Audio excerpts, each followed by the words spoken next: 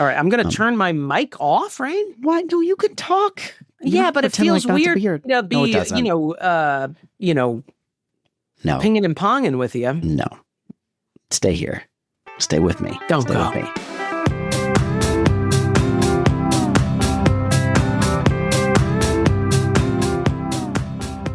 Before we begin the show, I just wanted to say a quick note that we recorded the intro before Rob Reiner and his wife were murdered, and so we did not know about it when we were cheerily talking about Rob Reiner. And so if you hear us being a little bit more sprightly than we are in the rest of the episode, that's why.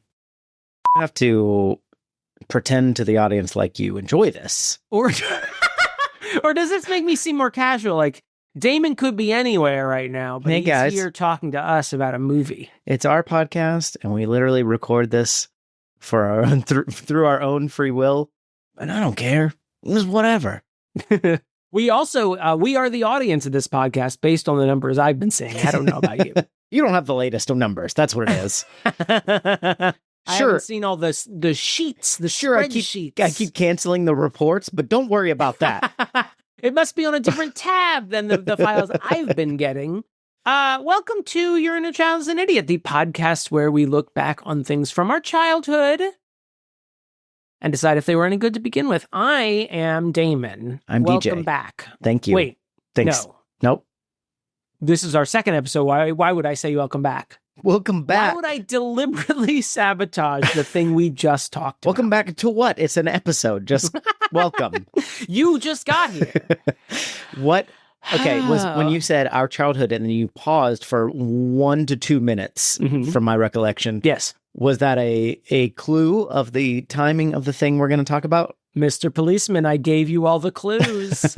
No, it wasn't. I just like taking long pauses because otherwise I just stammer over my words. Yeah. So what I like how to you do is collect pause yourself. and then stammer over my words. That way you get the worst of both worlds. We've been rewatching the Simpsons casually, and the Who Shot Mr. Burns episode where Dr. Hibbert goes, do you know who shot Mr. Burns? And then he's pointing at Chief Wickham. But he's pointing at the camera first, and it's an awkward front-facing Simpsons character. Yeah, you don't get awkward. those very often. I follow an Instagram account that is just front-facing Simpsons. You don't want to be there. They've always been weird. Scene. Can you? Yeah, I guess so. I guess it's my job. Okay, what era are we talking? We talking? What era are we talking? We're talking post-industrial revolution. A movie? We talking TV? I'm doing a podcast. I don't know what you're doing. It's a movie? Yes, we are doing a movie. It is a movie film, a talkie. 1990s. Yes, it is 1990s. Okay, cool. Narrowed it down. It is written by Aaron Sorkin, friend of the pod. Okay. And it's related to a holiday that's coming up now for us. Is it the American president? It is the American president. Have we already talked about this, or have I just seen this movie 100,000 times? Correct. That is correct. I think TNT bought it on the cheap, and they were like, we're playing the fuck out of this. It's amazing how much TNT and TBS's licensing rights has, like, influenced an entire generation of mostly us dudes, but people of like, oh man, Shawshank Redemption is the best. Scallywags, people without jobs, the unemployed, the lazy, all of us. We were not getting up from our couches. It's 2:45 in the afternoon. What am I going to go to work? Come on. I'm going to stay and watch American President. Followed by Shawshank Redemption, followed by, I don't know, Con Air or something. I don't know what else. Ooh, or Dave. Dave which was borrowed sets from the American President. That's a little bit of trivs. That, I think, is what we talked about the American President for. Okay, maybe that's what I'm thinking of. And we talked about A Few Good Men, so we definitely got some Sorkin out there. We're going to be walking and talking like nobody's business. Should we film the whole second part of the episode just walking down a hallway? Do I have to get a standing desk for this? One of those treadmill desks. Yeah. And I'll have to have a file of papers that I keep handing to Tyler. Yeah. Then he comes around the camera to hand them back to me. We, for a promo a few years ago, my friends and I were putting on a concert, and we did a parody West Wing thing where we were walking and talking. And I would say we did it really well. It was really hard. That's why many shows didn't do it until then. I was, as you can imagine, typecast as the nerdy guy with a pen who comes in and says something quippy and then like just jets out of the scene. And I messed that up so many times, and we had to start over. Yeah. Not an actor. One take wonders, they say. You know who is an actor? The people in this film. Correct. Transition right back. Well done. I love this movie. This is another. You're obsessed with Michael Douglas. Oh yeah, love the Doug.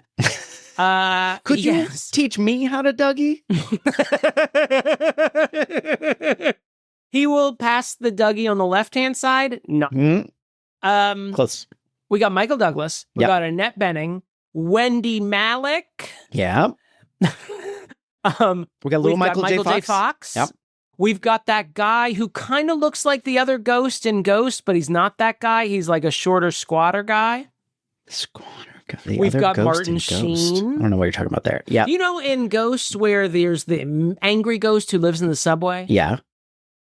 Well, there's this other guy who kind of looks like that guy in my mind, but he's not that guy. Okay. Hold on. I'm going to be getting you some info. David Paymer is that guy. Now let's look who the guy in Ghost is. He doesn't look like that guy. You're out of your mind. No, come on. Be fun. I'm not going to give you this one. Vincent Schiavelli. God rest his soul. Maybe David Paymer. In real life. Also in the movie, but in real life, Vincent Schiavelli died. True. You're a David little late. Paymer is still with us. So he can play Louis Schiavelli in the making of Ghost movie they're no doubt making. Or the sequel to Ghost. Maybe David Paymer now could pass as the other guy at 71. David Paymer, like if they were making a biopic of Vincent Schiavelli, David Paymer would play him because I think he's a little bit more comely. Okay. I know we're got that movie star quality. Listen, I don't want to no but you too long, but this is incorrect. This take is wrong.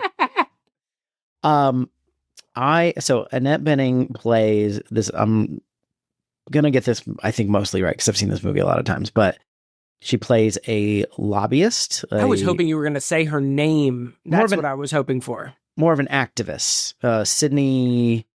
Yes, Sydney. Her? 3 name. So she could also be a presidential assassin. She's got 3 names. I don't remember the rest. Sydney. Sydney E.W. I got nothing. Sydney Ellen Wade. Sydney Ellen Wade. Okay, now that you say it, I can't. I'll it never. Seems so obvious now that I've said it. She plays an activist, sort of. But a lobbyist, yes, for the environment. Yeah, so like a good lobbyist, one of the good Finally. Ones. And she's lobbying the administration to have more environmentally friendly policies. There's some very specific things that it's very, I think, wonky in the truest sense. This movie, like it's, we got a lot of like political wonk in this, and then he is smitten by her, and they end up dating, and President's got a girlfriend because, of course, his wife has passed away, got a daughter, and so this is about that courtship and the difficulties therein. And everyone accepts it pretty much cool. Like the Republican who's running for president against Michael Douglas's re-election campaign, he's pretty chill about it. My name is Andrew Shepard, and I am the president. Oh my God. I do like that last speech. I also like that this whole movie is basically like, how can we un-ick Bill Clinton? I know. Let's kill Hillary Rodham Clinton. And now he's single and looking to mingle. Was it that 1-to-1, or was this supposed to be? I thought it was just, other than the fact that he's like, bears a passing resemblance, I didn't really see.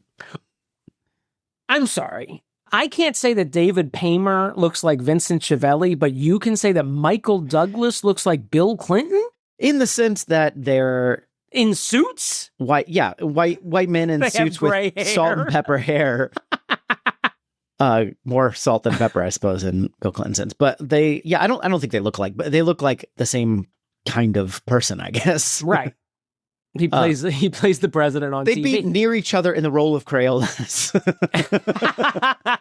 Well, I mean, I broke Burnt Sienna, but I still got Burnt Umber. It's right there. Yes, I do like this. But I think this is before the Lewinsky thing broke, because I think this is 94. But it is after Jennifer Flowers, 95. It's after Jennifer Flowers, Juanita Broderick. Mm. So... So was this because A Few Good Men was before this, right? So that was kind of Yes. Sorkin's Hollywood. He had And this is also directed by Rob Reiner, just like A Few Good Men was. Okay. Yeah. So this is it's another a return to form. It's getting the band back together. They're like, let's do some more government shit, you know? Yeah. Let's get it going. But with even more hallowed halls involved. Yeah. I do like Richard Dreyfuss in this movie, who is cancelable these days. Bob Munson. Wait, he's canceled? What did he do? He's been saying some anti-trans shit. Oh, like no. At just like 50th anniversary screenings of Jaws, just like trashes trans people for no reason. What? Yeah. Just being shitty. I guess that's not cancelable. Nothing is cancelable. Nothing is cancelable. Why? Just shut the fuck up. Just shut the fuck up. You old. Well, he wanted to stand out because Bruce the Shark did come out as trans. You old a few years fucks. ago. You old fucking fucks. Just shut up.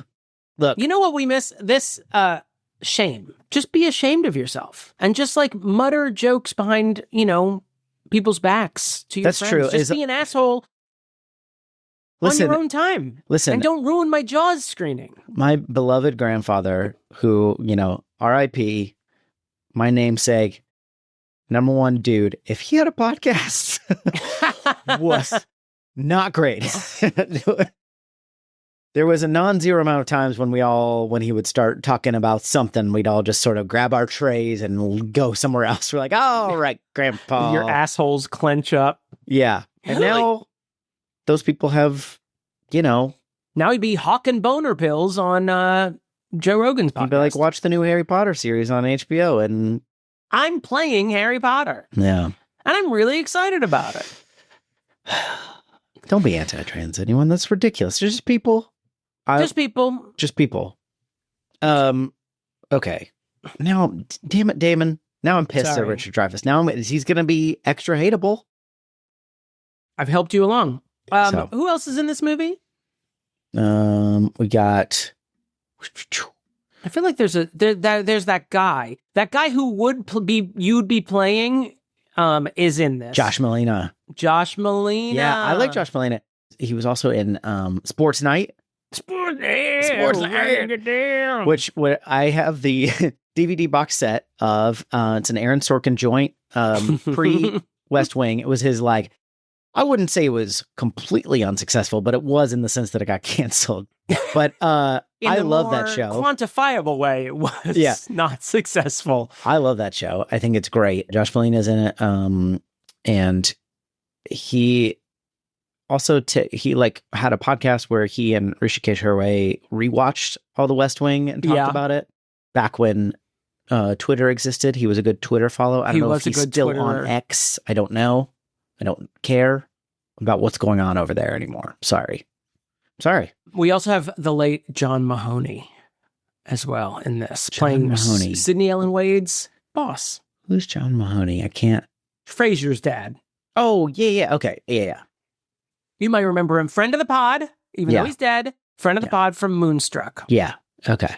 There was an ongoing bit from Josh Malina that he played a character in this that was the same name as a different character in the West Wing, and he kept pretending like that wasn't true, which is funny. Seems like a very, I guess, gaslighting sort of way. Maybe I have to be there on Twitter in the cyberspace. It was a crazy time back in 2015, 2016. Felt like we were just accomplishing things left and right. I am a little nervous. I don't know if you follow the news, but I'm not a particular fan of the current occupant of the White House. And so I am scared in the same way that JD Vance? What if you were right? What if this came out and you were this is being released happened in the intervening months? This is being released in February, so we're all just sort of seeing what happens. I'm not taking any steps to make anything happen, so everyone, Your Honor, slow your roll. But I'm just saying. So I am scared that I will be frustrated by the sort of competency and just civility of everyone in this. I'm also a little concerned because what I remember is the two big issues of this movie are gun control and the environment. Yeah, so that makes it 30 straight years of doing jack shit on both issues. This came out in 1995. We've literally done nothing about either of those issues in the intervening. I didn't know there would be a test. I could have sworn you didn't have this on the syllabus. 30 plus years. Oh, I don't like that. Samantha Mathis. She's in this. Princess Toadstool or Daisy or Peach. Wait. Was she Daisy in the movie? Was she named Daisy? She's Daisy. Yeah. I have a vision. Yeah, I have in my memory palace, a vision of John Leguizamo screaming Daisy at some point. Yes. Daisy! No, that's John Travolta. Daisy! Okay, we're going to watch Christopher Walken. We're going to watch The American President. Let's wrap this up. We're going to watch it. Watch along with us.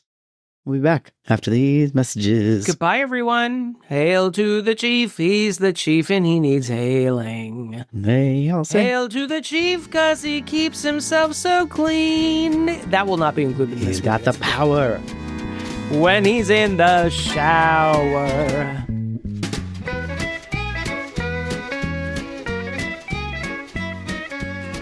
Oh, God, don't bring that energy. We need righteous indignation in this commercial. Can you help me out here?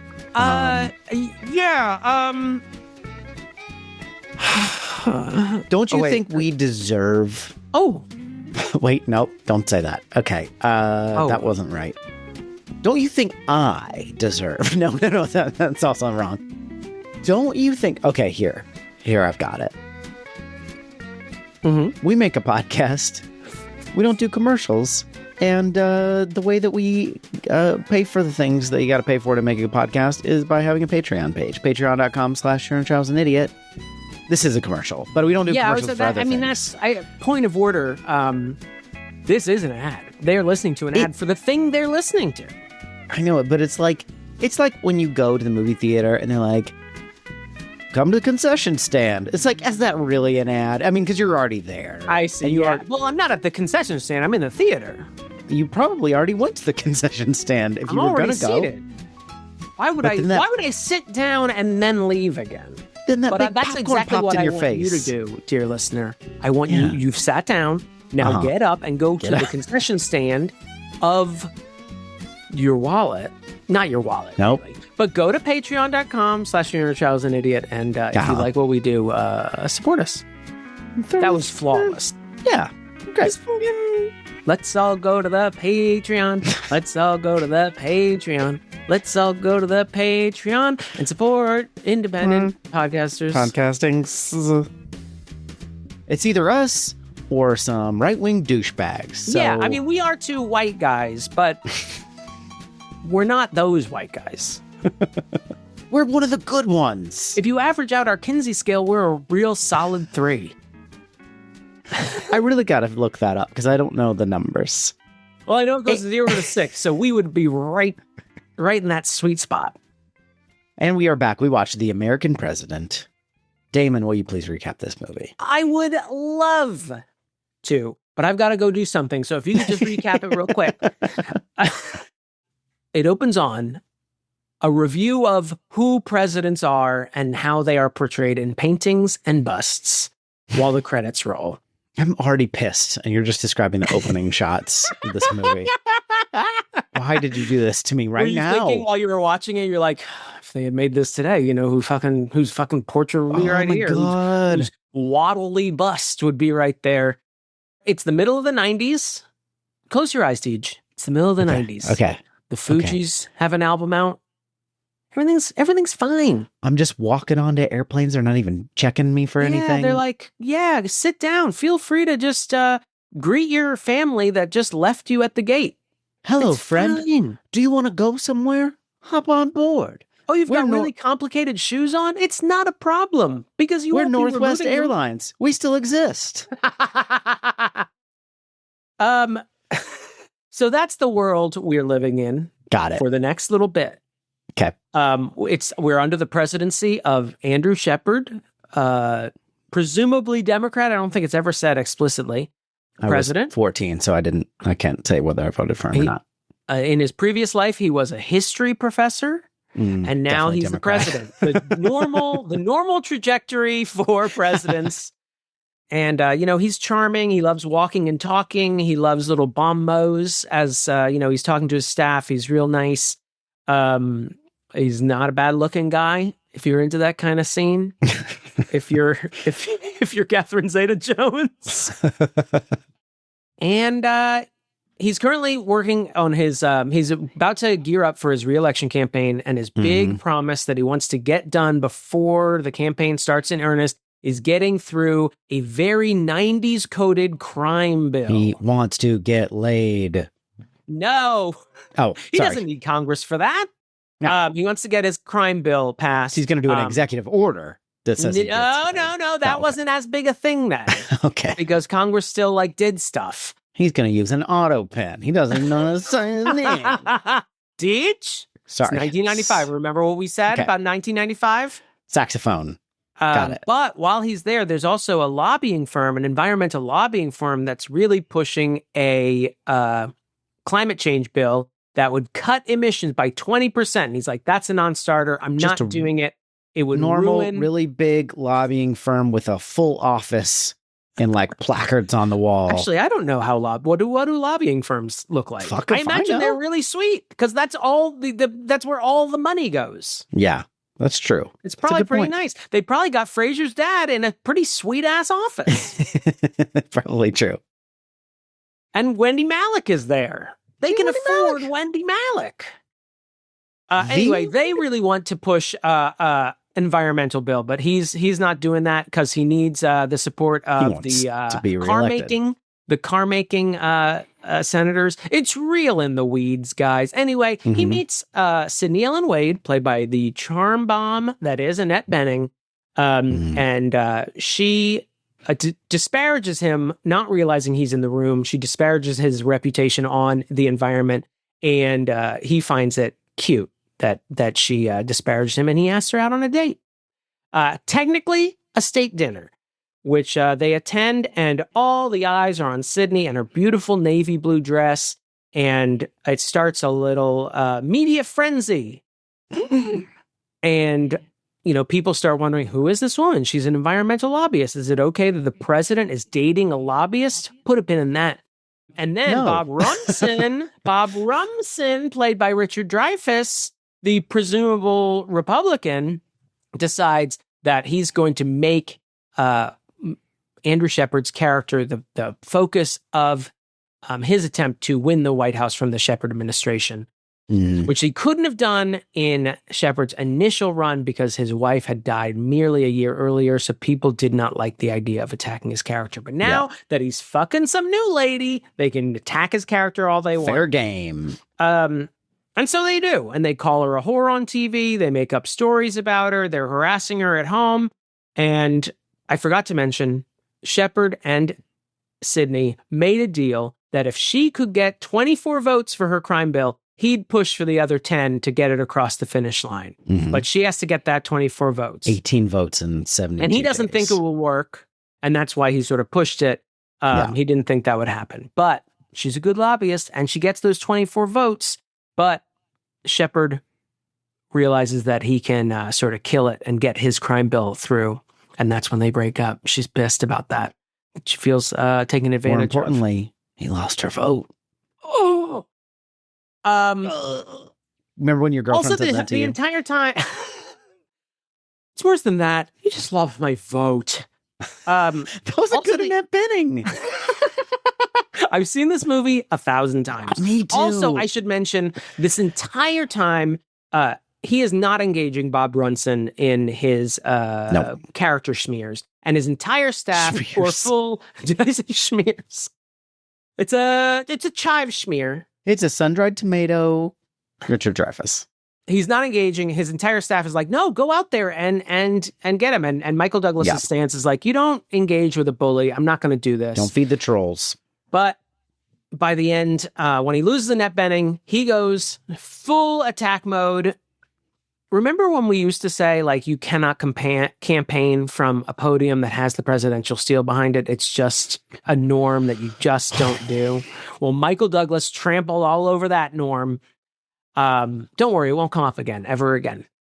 And he campaigns from the press room. This is where it started. He wins. He does a great speech that I love to death. And he wins both, presumably, the American people. And more importantly, Sidney Ellen Wage comes back. She complains about the traffic at DuPont Circle. And they kiss. And he gets her flowers from the Rose Garden, which has been paved over by President Trump, by the way, to make it more patio-like. It's not a metaphor for anything. Don't worry about it.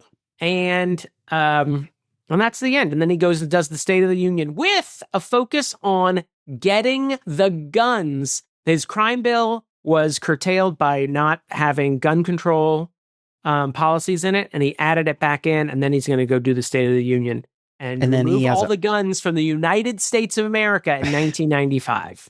And then he has a heart attack, and he's actually replaced by the original president. And then he and Sigourney Weaver have a nice sandwich together. The shadow first lady, Sigourney Weaver, she was there the entire time. And then Jack Lemmon is there, I think, with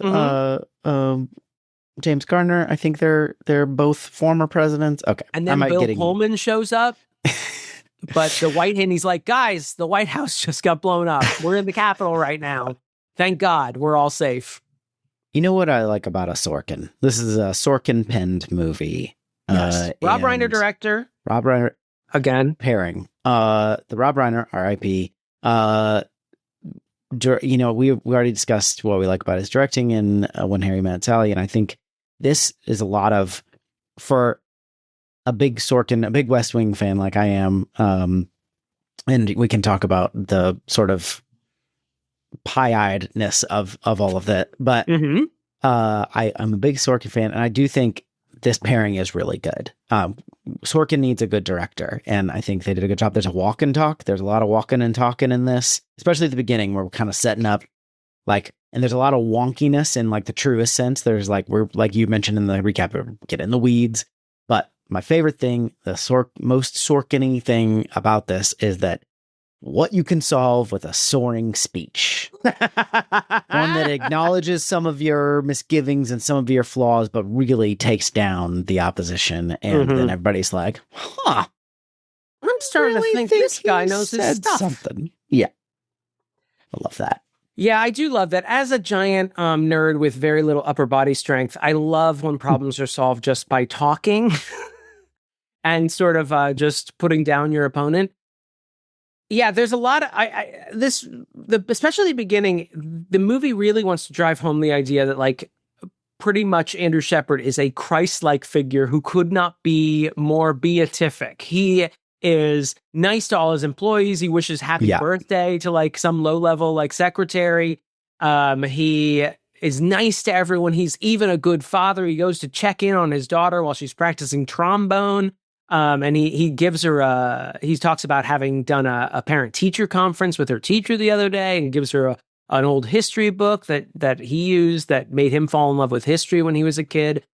He's the biggest fucking mensch that's ever been elected president. Sorry, James Garfield. He's the nicest man in the world. Yeah. It's actually watching it, knowing how this all works, if watching Aaron Sorkin sort of build this character up, I'm like, this is insane. He there's just no keeps saving downside cats to this guy. from trees. Yeah, exactly. Yeah. Yeah, and he with his daughter, he obviously she lost her mother, he lost his wife, and when he begins to date Sydney, he checks in with her and is like, is this okay? And she's like, she's awesome. Yeah, it's great. And totally. She's a very cool kid. She seems to have her head on her shoulders for a little girl. And she can play Hail to the Chief on a trombone, which is nothing to sneeze at. Well, it's pretty good. There's 16 notes in that. Dun, dun, dun, dun, dun, dun, dun.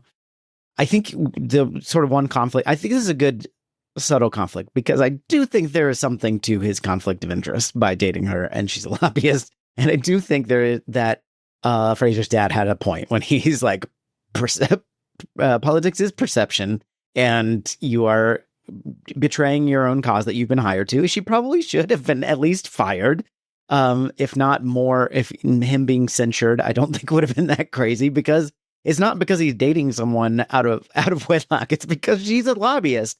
She's a lobbyist with business, like she is lobbying a specific bill that will be going before Congress and signed by this man if it passes Congress. They literally made a deal about it. Yeah, the basis of their relationship. Yeah, so I do think the ticking time bomb of the romantic comedy. Kind of set up as, but I think some of those actually are pretty good points. No, it is entirely valid, and it doesn't harp on it. And there's part of me that's like, we can harp on it a little bit, because like Bob Rumson brings it up. He's like, we have a lobbyist here who's sleeping, with the president, and like he does it in a callous, grotesque way, but it's gross. It's still a valid like point. Like this is a lobbyist who, while I do agree with the bill that she's passing, presumably, I would love, 20% slash in emissions. It is concerning. And at least I would say, I mean, it's almost quaint to talk about it right now. Yes. We're going to have to talk about it, but it's almost quaint to talk about it now, where it's like the corruption is not the only problem. The appearance of corruption is just as damaging, because then no one can trust you. You can't tell the difference. You put that little rock in everyone's shoe. So even if they agree with, your end game, you're still like making sort of a mockery of everyone's trust in the White House. It's silly now, where we have, Supreme Court justices that take full fucking gifts from, conservative activists. But who cares? It was a different time, this alternate 1995. Maybe this is the 1995 that Bill or Doc Brown and Marty created. That we all deserved or didn't? I don't know. I guess there's a Biff Casino somewhere, but otherwise we have a really almost ludicrously moral president who's dating a lobbyist. Yeah, I mean, that is his one flaw, that he is dating this woman, and it feels there is a valid concern here. And unfortunately, like, we have an evil villain in the form of Richard Dreyfuss's Bob Rumson that you're like, well, I'm not going to side with this jackass. Well, it's like the person you hate and made a good point. That kind of onion headline. Worst person you know. Yeah. It reminds me of not to get too far into local politics, but when we had a corruption scandal a few years ago with our mayor, it was like, when you like the people involved, or you like a person involved, but then you like actually find out more about the scandal, and you're like, actually, that's no. Yeah, maybe you shouldn't have been using all of our tax money to get laid in the cemetery. At first, I was like, nah, and then you're kind of like, actually, I'm with you. I don't like the guys that are coming after you, but I kind of they have a point. Sydney herself, the character, Annette Bening as Sydney Ellen White, does an excellent job of showing the sort of dichotomy of the bulldog lobbyist. She's brought in as she's a lobbyist, but she's hired by the lobbying firm, so I can't remember. Well, I think she's worked in campaigns before as like a campaign manager, and this is like, because John Mahoney almost makes it sound like she's taking a step up, but she's hired to be a bulldog. Like, she's known as like being like no nonsense and getting the job done. Yeah. That's why he's hired, because Wendy Malick, who she's hired to sort of not replace so much, but like be like parallel to, is not getting the job done. And so John Mahoney brings in this person who is known as like sort of going for the jugular. Yeah. And you're absolutely right. She does a great job. Like, there's a few scenes of her, that first scene where she's in the White House talking to AJ McInerney, Martin Sheen's character, who's the chief of staff. She kind of like knows his bullshit, right off the bat. She's like, he's not said the thing that the president sent him to tell us. Like, he's not delivered the bad news that he's here to deliver to us. And Wendy Malick is also like, I mean, subtweeting her the entire time. Yeah. She's sort of like maligning her and saying she hasn't done the reading. And Annette Bening also gets a good dig in at her by showing, you're right, I haven't done the reading. And then like, she's cites several instances from the reading that shows like she obviously did it. But then we see her also when she after she's made this deal with the president to get the 24 votes, we see her in meetings with Congress people, and she's just like a killer there. She's like, come on, I'll make your what is it, your gas guzzler an antique or something. Yeah. When you get to see her, and I'm like, I wish Annette Bening. Yeah. That still hasn't happened, by the way. Also, before that, she hasn't been to the White House before, and she's kind of coming in, and she's very charming as she's signing in. And this is kind of old hat to Wendy Malik's character, and she's signing in. She's like, I'm trying to save the Capra-esque qualities, which is a very Sorkin line. And then I love also that she gets a response from the guard who's like, Frank Capra. I know who Capra is. It was very good. And but she has that meeting where she's dogging on the president as he walks in behind her, and then he gets to say, let's take him out back and beat the shit out of him. That is great. Made me laugh really hard. She has this girlish quality, and then she like has this switch, and it's not it's performed so well that it doesn't feel like incongruous. It feels like one of the same person. One of my favorite moments in this is after their first date, Michael Douglas's character sends her a Virginia ham because he could not get the Virginia state flower, also a super nerdy thing to do, also very Sorkin-esque. Yes. Because the state flower of Virginia is a dogwood, and he can't deliver a tree to her. It's not usually a flower that they keep. It's a tree and a flower. What are we doing?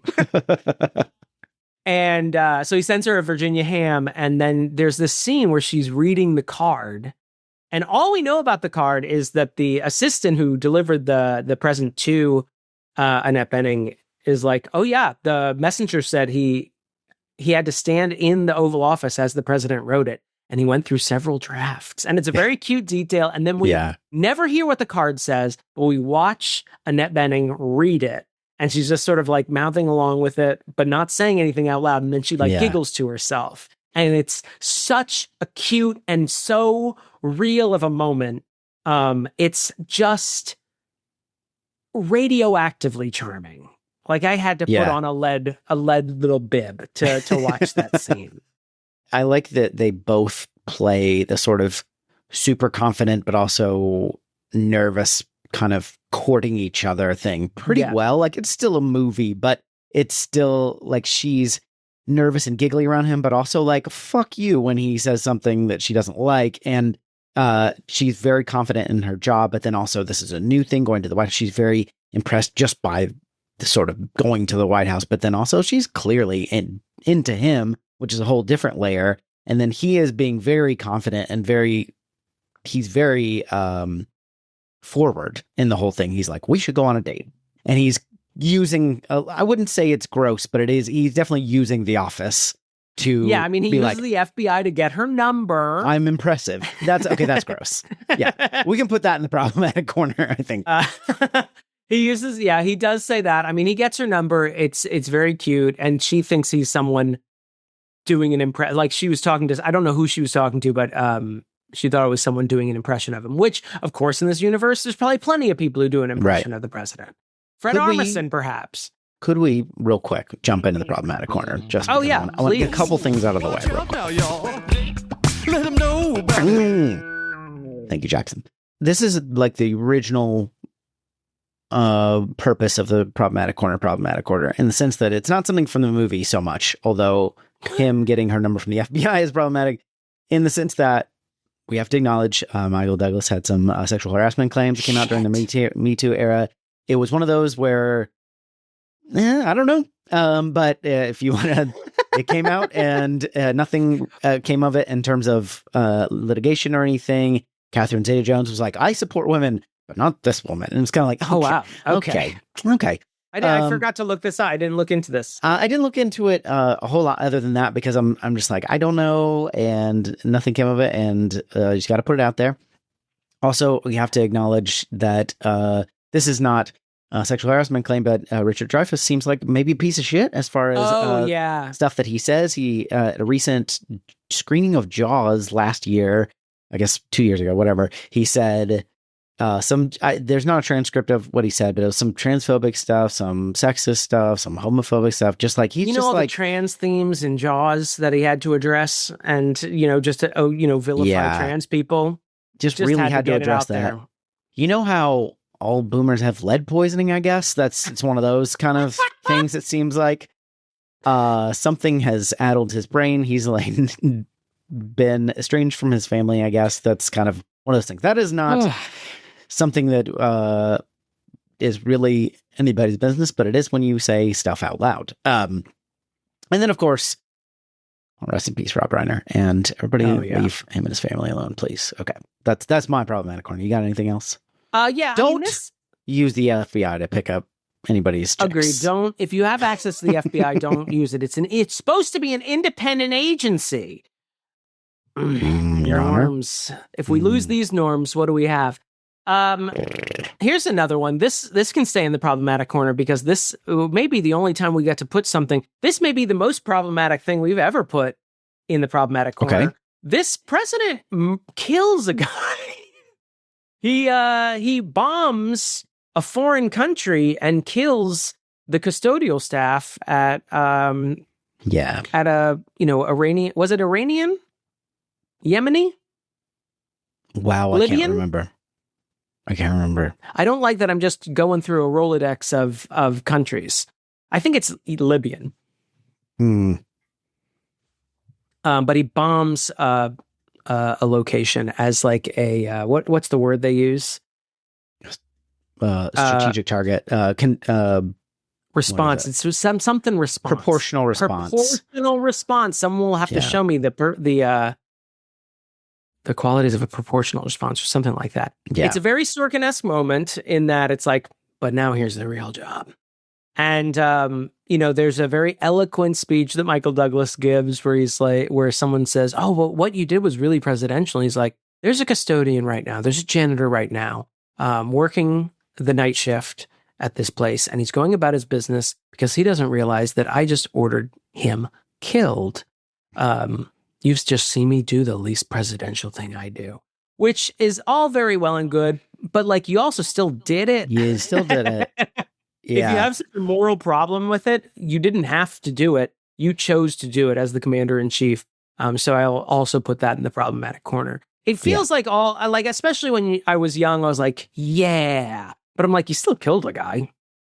So you're saying very controversially that war is problematic? Look at my nostrils. Do you still think the war is problematic? You're absolutely gonna stand on a tiny table and say that. Call me a hippie and send me to hell. I just don't seem to like war. Okay, let's get out of the That's why the only Christmas song I ever play is that John Lennon and Yoko Ono song on repeat all the time. And then the Miley Cyrus cover. Those are the only two Christmas songs on my playlist. Watch out now, y'all. Let's get out of the corner. Yeah, please. Speaking of, since you mentioned, somebody's gonna have to explain to me the virtue of a proportional response. That is in my. I only caught two, but this is Aaron Sorkin is known for Sorkinisms, which is basically reusing his own material. I like that trick of what if instead of just saying I'm reheating leftovers, we call it a Sorkinism. Yeah. As someone who likes Sorkin's writing, he does do that. And if you celebrate his catalog, you will notice it. And some of it is just, I would say, real isms, which is just saying he kind of uses syllogisms. He uses, like, it is what it is. He uses, okay, like people saying that. He uses a lot of little things that wouldn't be exactly, but then he uses wholesale lines. And there's two in this one, at least, which is that it's also used in The West Wing.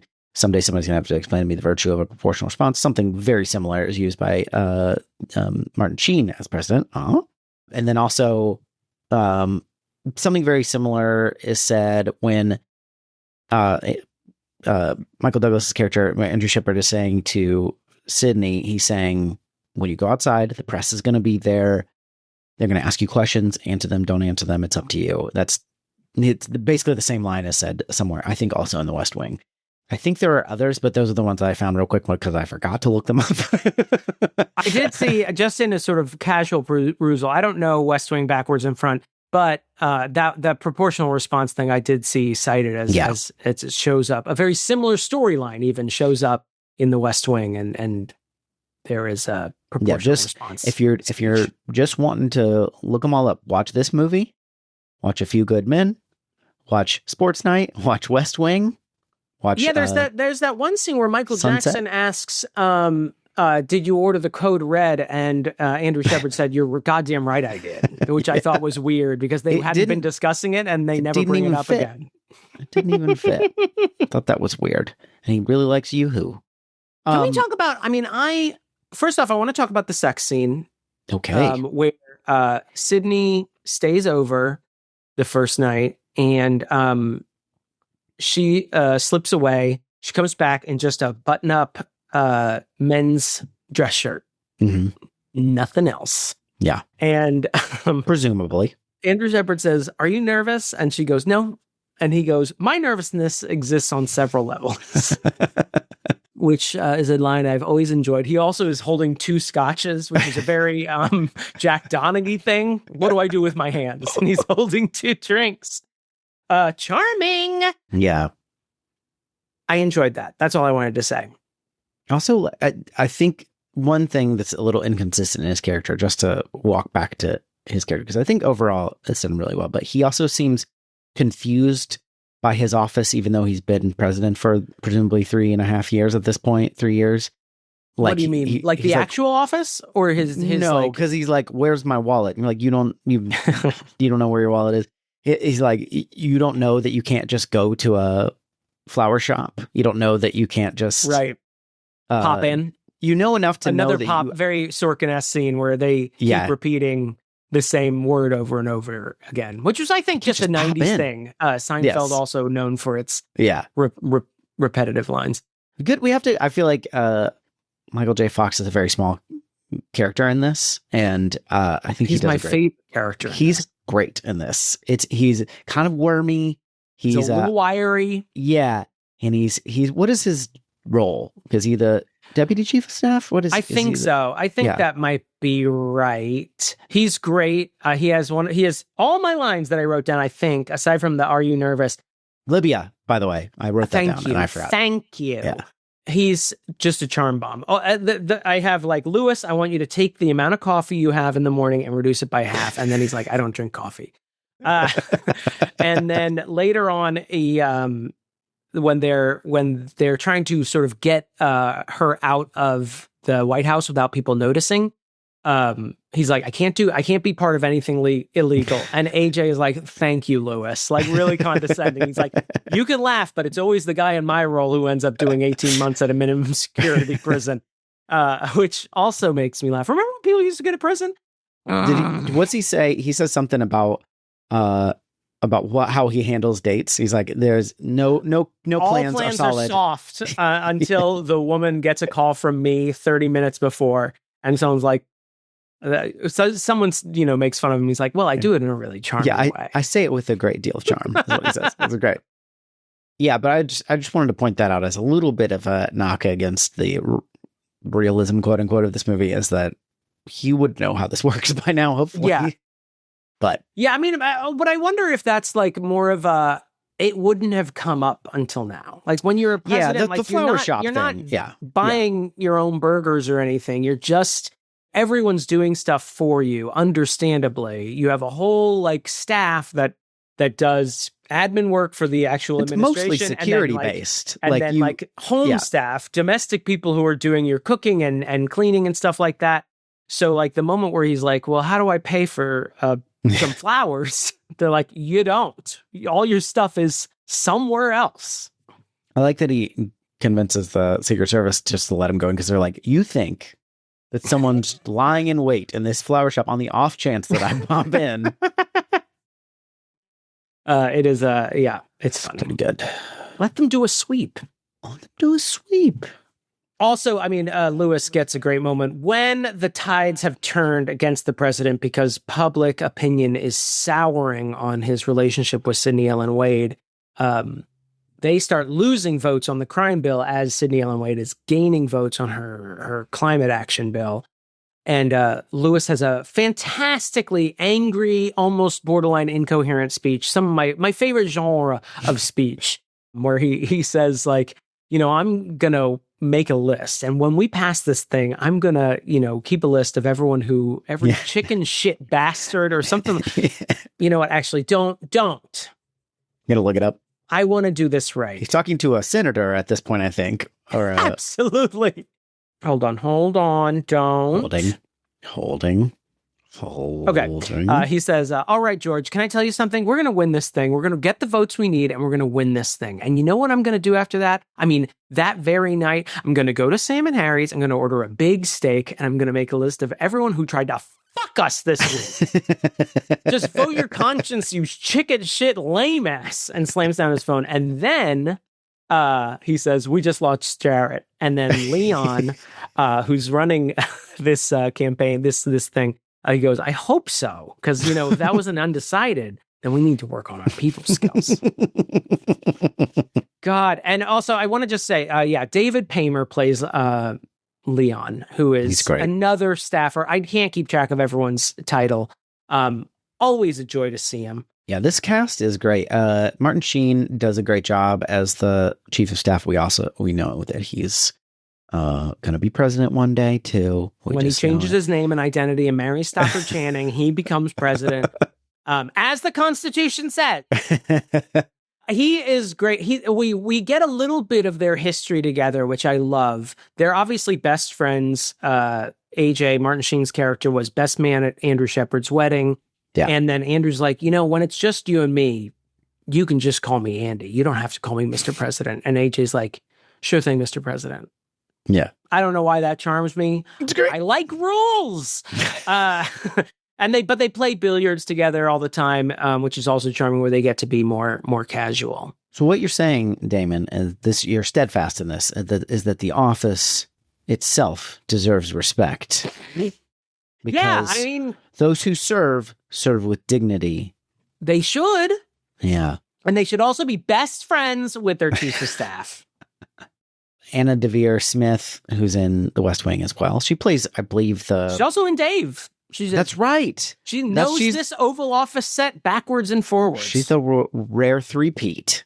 Oval Office three-peat. Josh Molina is in this. He works in Sydney, Illinois, and he, of course, he's having lunch at the Kremlin anyway, so. He's in both Sports Night and The West Wing. He's not in Dave, but. He's not in A Few Good Men.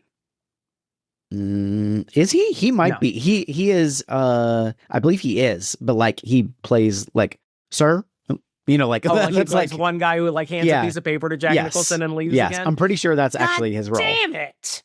John Mahoney, of course, the late great Fraser's dad, plays Leo Solomon. He's running the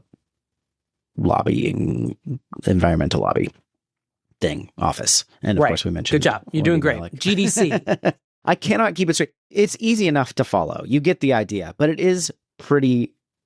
When you get down to the details, it does get hairy.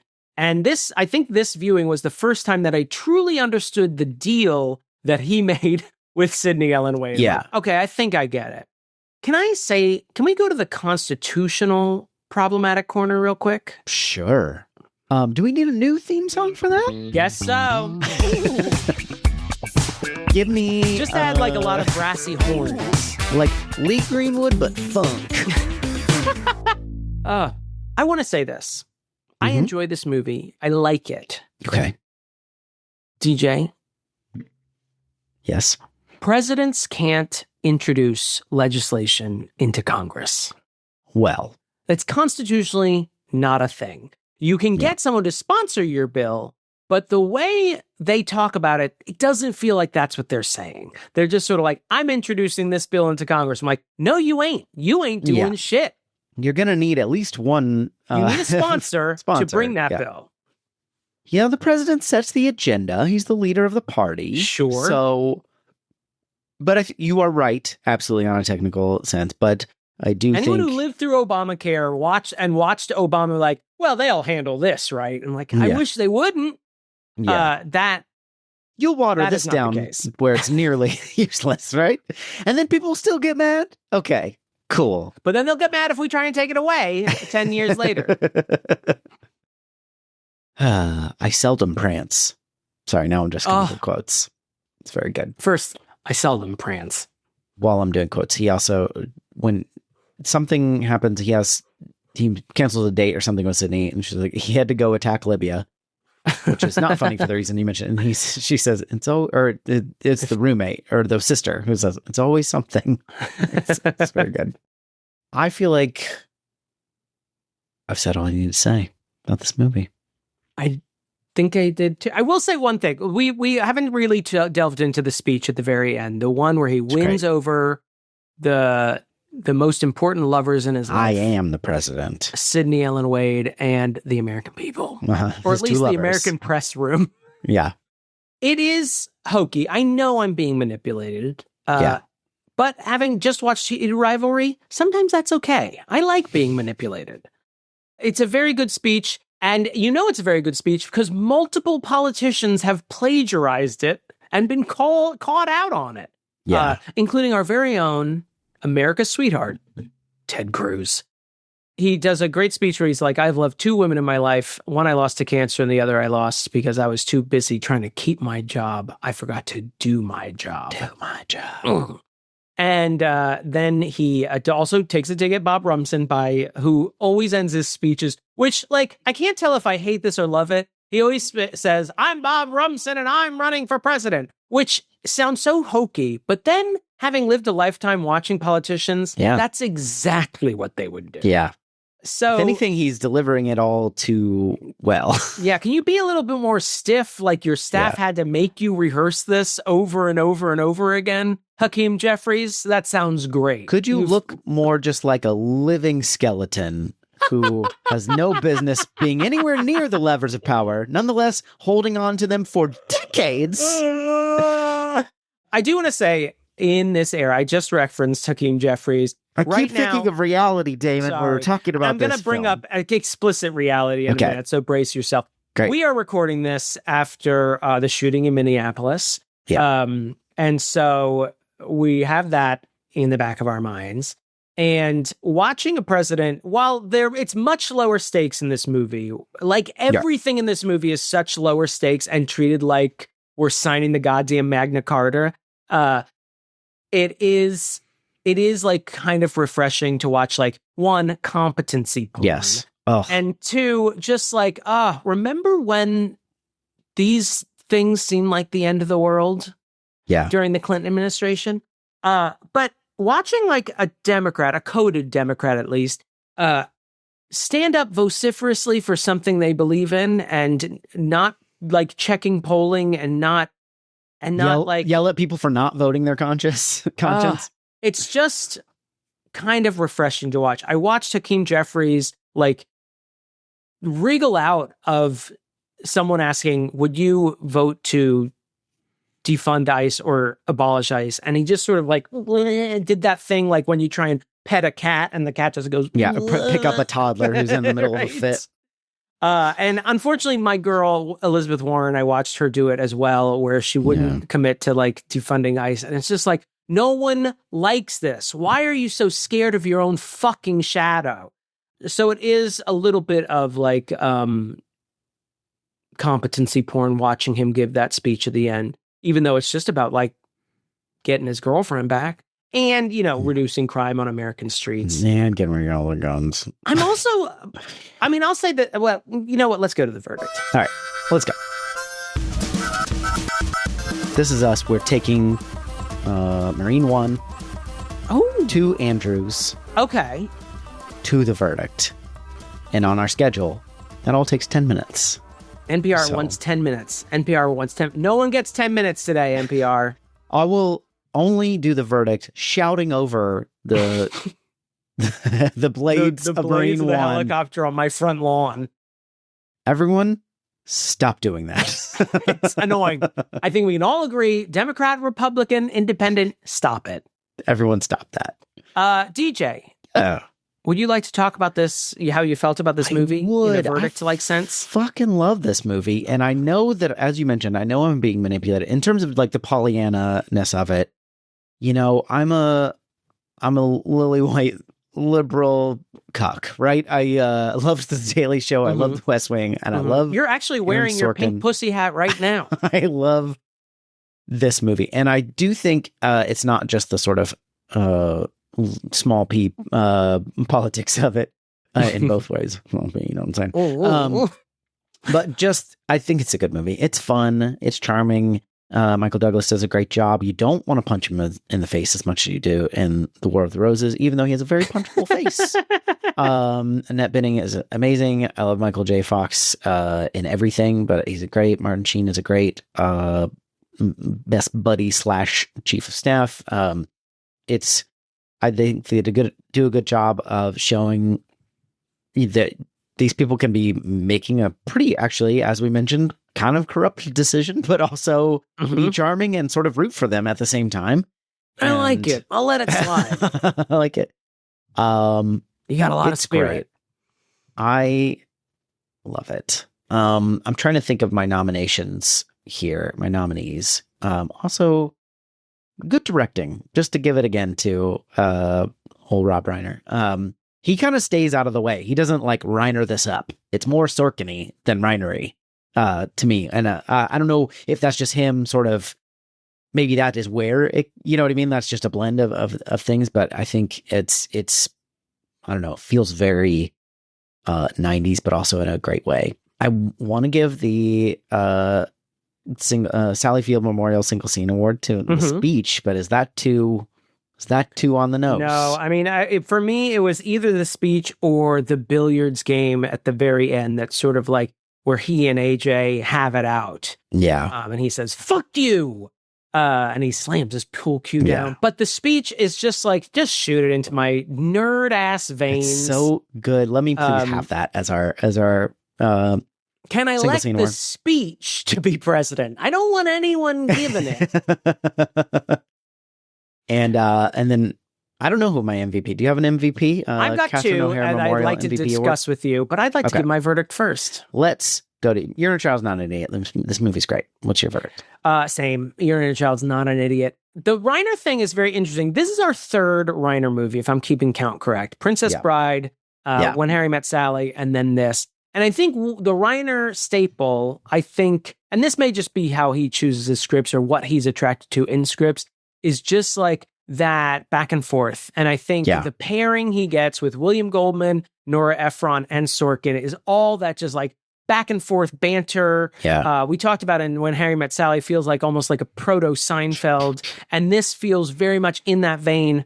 Pop in? No, you can't just pop in.